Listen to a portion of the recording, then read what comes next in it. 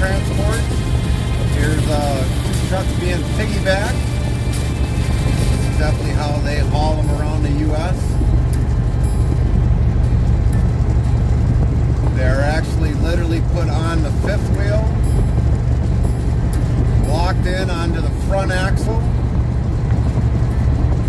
chained down to that front axle.